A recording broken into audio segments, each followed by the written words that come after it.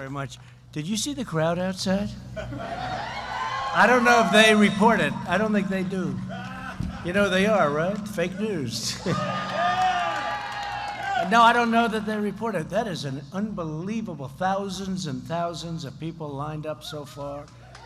And it was very important for me to come to North Carolina because we wanted to be here, but your governor didn't allow it because he's in a shutdown mode, along with a lot of other Democrat governors, and it's too bad. But I want to thank Kirby and the incredible people I just met, farmers and wonderful business people and really humanitarians. They're incredible people. I'm thrilled to be at the Flavor First Growers and Packers facility here in the great state of North Carolina.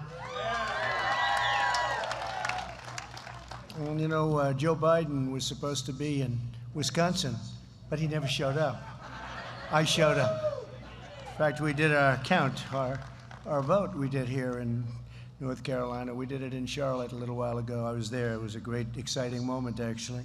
Today, we're here to celebrate the incredible work of the farmers and faith leaders and amazing volunteers who are caring for their community through our highly successful Farmers to Families food box program. I just looked at a couple of those boxes and I said, I want to have something right now, but they thought it would be inappropriate because I was coming up to speak. But beautiful looking stuff. We're grateful to be joined by Secretary of Agriculture Sonny Perdue and somebody that you know, Ivanka Trump. And Ivanka's been a big supporter of this project and this whole program, and it's made people that were looking for food happy, and it's made the farmers happy. With all of us, we're just thrilled to be here. You have a representative named Ted Budd. Where's Ted Budd? Where's Ted? Ted, thank you very much. What a great warrior you've been. Ted Budd, Congressman. Thank you, Ted, very much. I appreciate it. And where's Madison? Where is Madison? Is he here? What? Oh, if I had a face like that, I would have been president 20 years ago. If I looked like him, I would have been president 20 years ago, Kirby. Madison Cawthorn, and a real star. You're going to be a star of the party. Thank you very much. What a great guy. Great guy. He was in the Oval Office. I didn't want my picture with him because he looks too good. Great. Proud of you, too. And I hear you're doing really well over there. Thank you very much, Madison. Also want to thank Mitch Gaither and Brian Rose of Flavor First Growers. We appreciate you guys. Thank you. Thank you.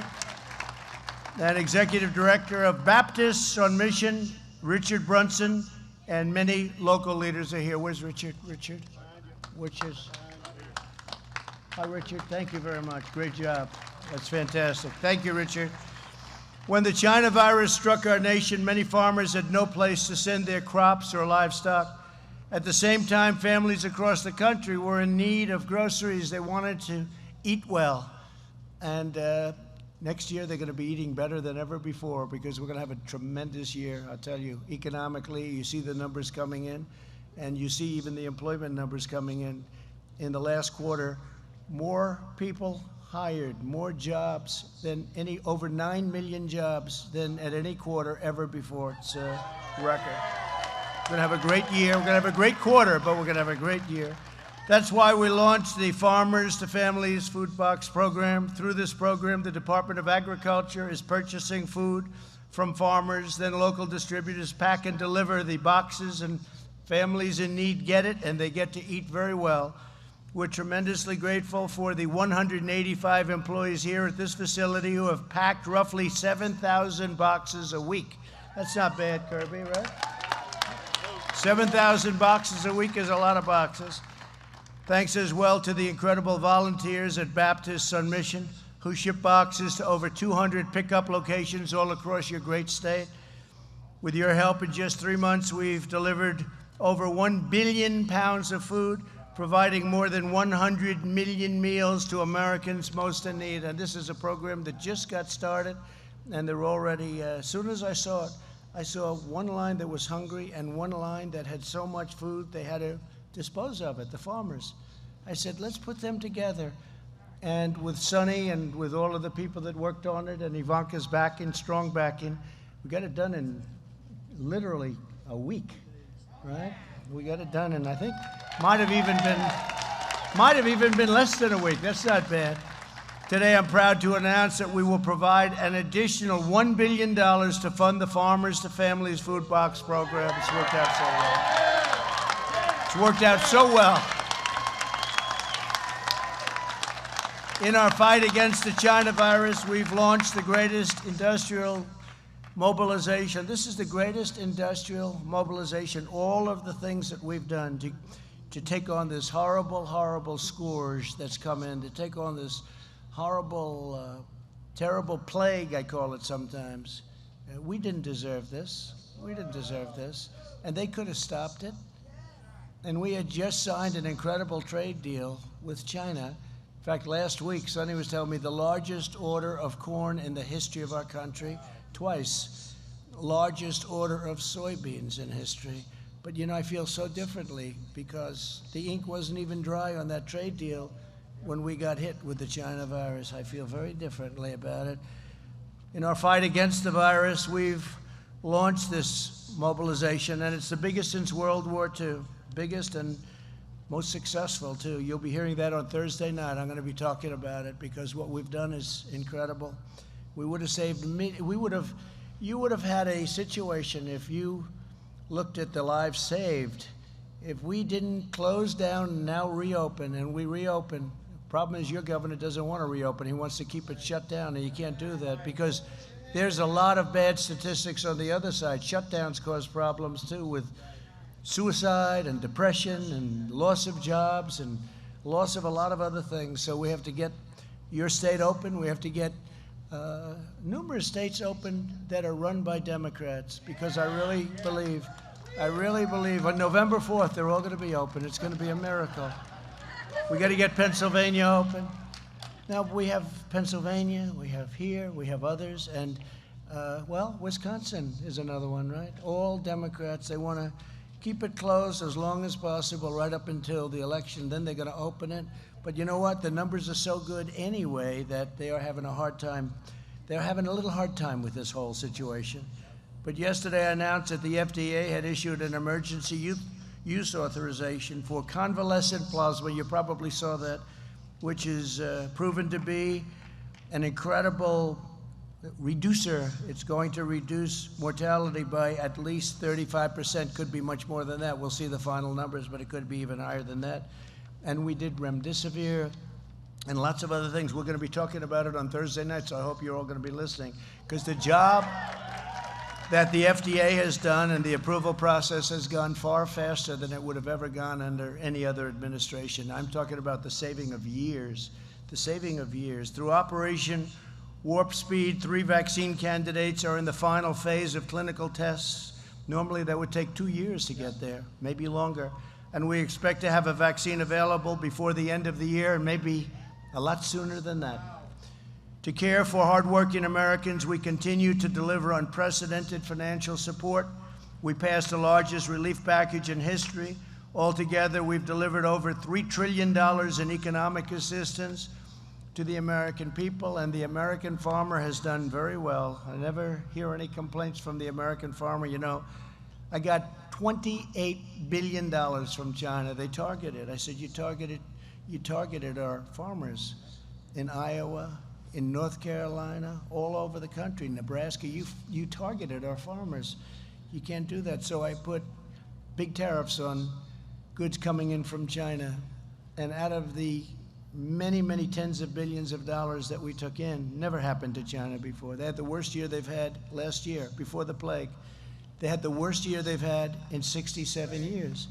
So this never happened to them. I don't want that to happen. I don't want them to have a bad year, but nobody has ripped off our country more than them over the last 25 or 30 years. And we gave that money directly to the farmers through Sonny, Department of Agriculture. We gave a total of $28 billion to farmers, and they're not complaining, I'll tell you, they're not complaining. Nobody else, I can tell to the farmers, I'll tell to the country, I'm very proud of it, nobody else, no other president would have done that. Even Sonny was surprised when I called him. I said, let's do this. Sonny said, that's never been done before, but Sonny was okay with it, I will tell you. Through the Paycheck, thank you, Dana, thank you very much. Through the Paycheck Protection Program, we've saved 5 million small businesses, and 50 million jobs. This includes nearly 130,000 small businesses and 1.2 million jobs right here in North Carolina. And you're ready to open up. You got to tell and you're ready to play football. Got to play football. You got to play football. We've delivered over $8 billion in economic impact payments directly to 5 million North Carolina families. And we provided a total of $19 billion to cover farmers' losses due to the pandemic. And then we added another, we got it up to a total. The total was 28, and I guess we're now up to 34, or close to 34. Nobody's ever seen numbers like this. And it was really by putting tariffs on a place that treated us very, very badly. So it was 19 billion. It was 12 billion. It was started off at 12, went to 19, went to 28, and I think it's going to go probably up to about 34 billion. So our farmers will never be tormented again. We've slashed regulations to cut the death tax.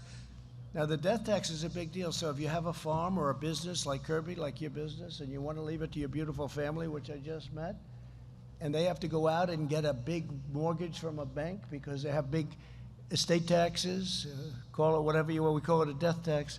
They don't have to do that anymore, Kirby. That's pretty good, right? So you'll be looking down and you'll be saying they're happy.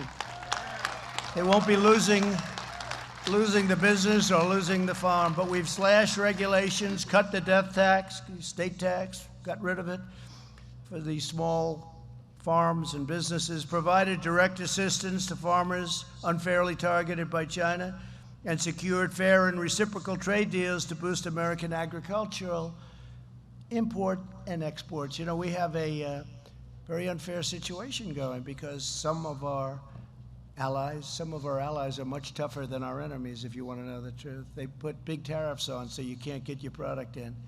You can't get it in. And I said, that's okay, you can put the tariffs in, but we're going to put the same tariff on you. And it's amazing how quickly those tariffs come off. It's really actually incredible to watch it. Already the great American comeback is very much underway. So we've added the jobs in the United States. If you look at the stock market, it's just about, in fact, NASDAQ just set a new record, and it's over a period of 3 weeks. It's actually, I think, broken the record 14 or 15 times. And you're going to see something with Dow, because you watch Dow and you're looking at the numbers, and we're very close to breaking those records. When I left this morning, the stock market was up almost 300 points. We'll see where it is. And that's a leading indicator. That's great stuff. That's your 401ks. That's your stocks. And the economy is quickly following. Wages are up nearly 5%. Retail spending is fully recovered and is at an all-time high. Can you imagine that retail spending is now at a higher level than it was prior to the plague coming in? Can you believe that? I mean, who would think that? And home builder optimism is at a record high. And prices are going up and homes are being built, and it's an incredible thing that's happening. And when we get rid of this virus, which will happen, and it will happen sooner than people think, and that's with the vaccines, but even without the vaccines, it's happening. During this time of trial, we've seen once and again that the strength of our nation lies in patriotic citizens like everyone here today. I've met so many of you. Each time you deliver a food box to a family, you show them that in this country, no one is forgotten. Remember, I used to talk about the forgotten men and women of our country, and still talk about them. You'll be hearing about them on Thursday night. They're no longer forgotten. You've become a very, very important voice, very important voice. They used to say, who are these people? I said, they're the forgotten people. They work hard. They work so hard, and they're the forgotten people. Not any longer, they're not. The Democrats are trying to find them, but they're not being too good to the Democrats, I will say that. But together we'll overcome the virus, and America will come back bigger and better and more united than ever before. We'll be stronger. Our military is more powerful now than it ever was. We rebuilt entirely our military, $2.5 trillion. So I just want to thank you for the support. North Carolina, you've been incredible. From the first day I came to North Carolina. I was here many times before I did this political thing, but I will tell you, this was a great experience dealing with the people of North Carolina, and that's why I felt I had an obligation to be here today, because we said we were going to have our convention here, and it was because of your governor that we had to move things around. but we did already. We had a very important part of it in Charlotte. So I went there, and I wanted to stop here and congratulate you on your success. And it's a great honor. And I'll introduce Sonny Perdue, Secretary of Agriculture. Thank you all very much. It's a great honor. Thank you.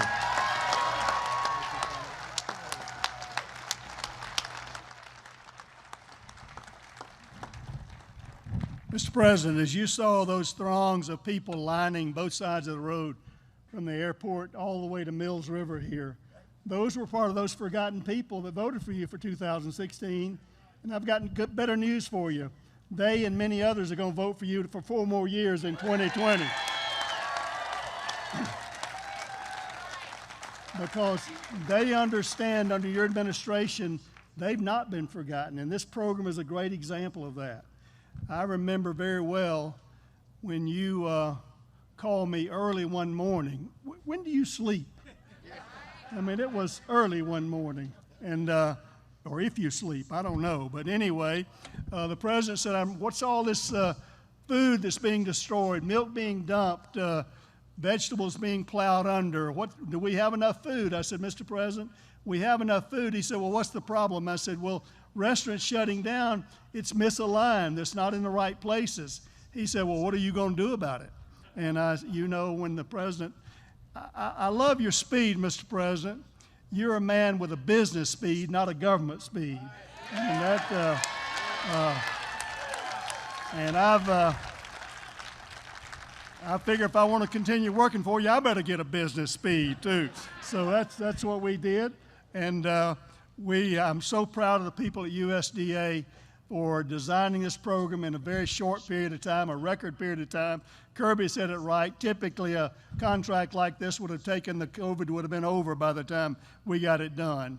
But we got it done because I knew you wanted to take care of those forgotten people, the farmers who were suffering, the distributors who were suffering with their market loss, but most importantly, those people whose jobs had been gone away and they were shut down and lost their jobs and their families needed food. That's who you were thinking about, and that's why we wanted to get it done quickly.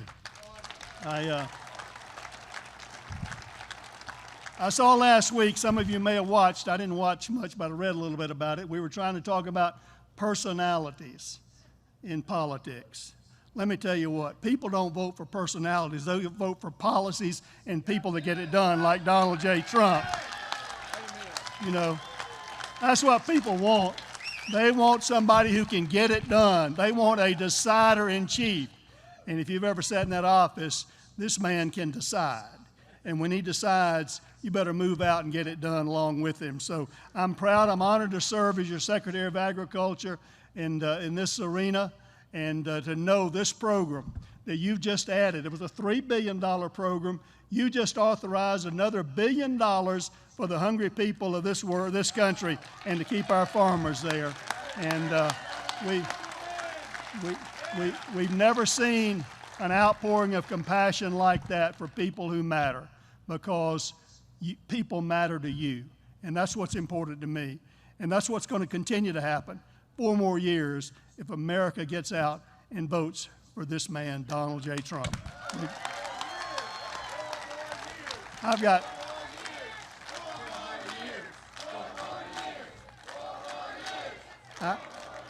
I have someone else that also believes in this program, has been a staunch advocate from the very beginning, who's been a real encourager. She's got kind of an inside track with the president, and because she loves people as well and understands with compassion what a awesome opportunity this is to do the right thing for all the right reasons. And I want to ask his senior advisor, Ivanka Trump, to come up and tell you about her thoughts.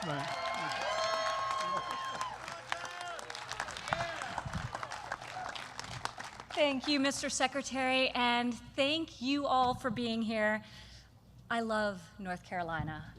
And I promised my sister-in-law I would say that with particular emphasis, because Laura Trump has told me more about this amazing state than I think just about anywhere. I may know more about North Carolina than I do about New York, and I've lived there most of my life. So I love you all. It's great to be here.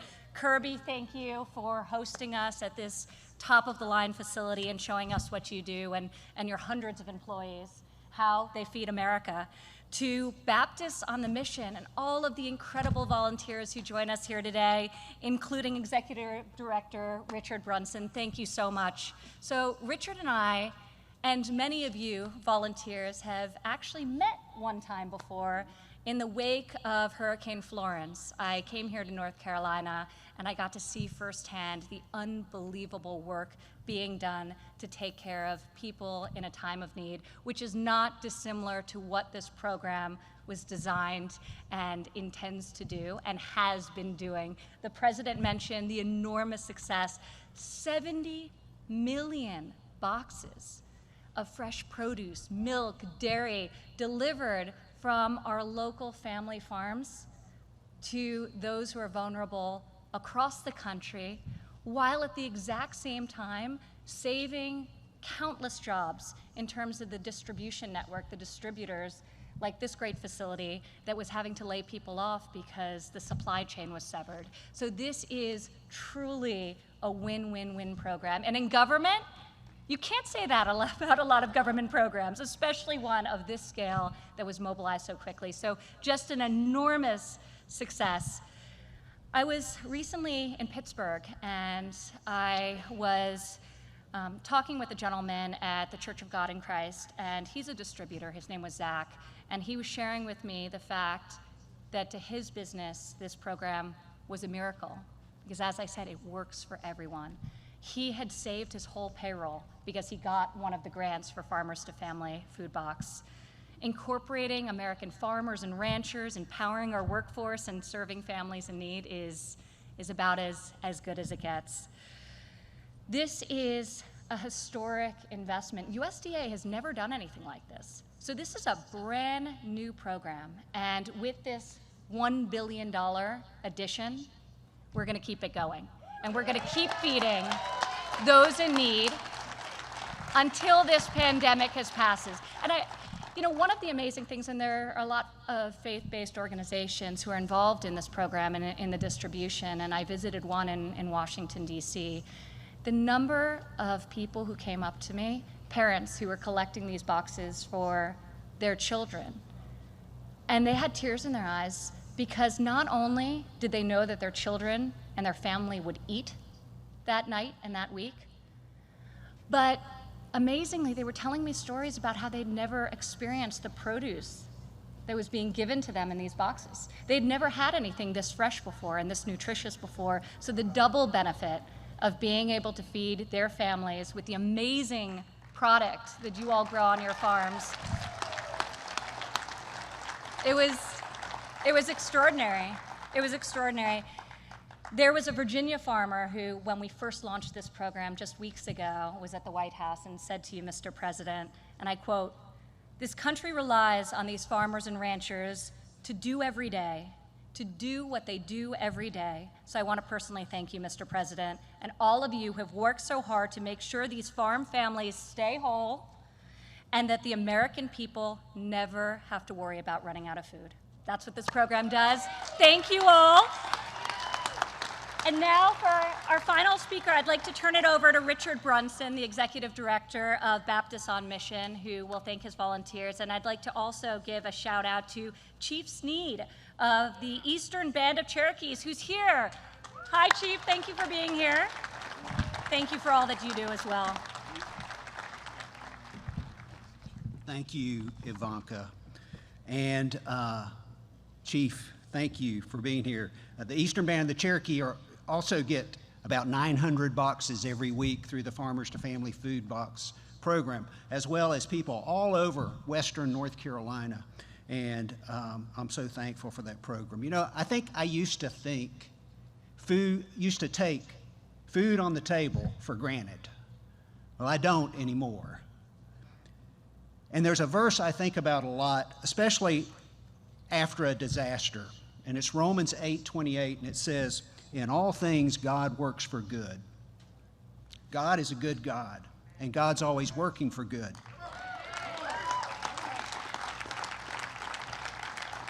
And God calls us to work for good in the lives of hurting people. You know, the COVID crisis, because of the COVID crisis, many families across our state are struggling. They're struggling to meet basic needs, including putting food on the table. Being involved in the Farmers to Families Food Box program has given me a much greater appreciation for our farmers and what they do to feed us all. They're some of our most essential workers. And I'm also incredibly thankful for the USDA and the work they're doing to help farmers and to help feed hungry people across our state and our nation. As one of the faith-based groups involved in this program, I hear many stories about the food boxes and the difference that they're making in people's lives. A pastor recently told me about the blessing he had helping put food on the table of those greatly affected by COVID-19. Those that are shut-ins, those that are economically challenged, those who've lost a job, those who are suffering in so many different ways. A waitress who had lost her job, grandparents raising their grandchildren were able to feed their family because of this program. Many who are struggling are those who don't like asking for help, but they needed it during these times. There are also stories of individuals who don't have much, but they'll share what they have by taking that precious box and sharing it with somebody else that they know needs it. For many, it's not just a box of food, it's not just a box of produce, it's a box of hope and love. Well, there's so many people to thank for making this program work for millions of people. Thank you, farmers who are here today. Thank you, volunteers who are here that help distribute these boxes in 200 different places across our state, and mostly churches, but also community centers and senior centers are getting these boxes and passing them out in their communities. Thank you, those volunteers. Thank you, USDA. Thank you, Secretary Perdue. Thank you, Advisor to the President, Ivanka Trump. And thank you, Mr. President.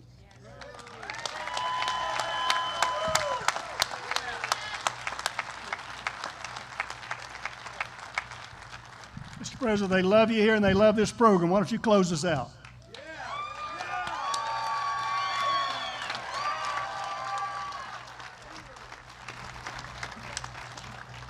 Well, I want to also thank Mark Meadows and Deb for being incredible.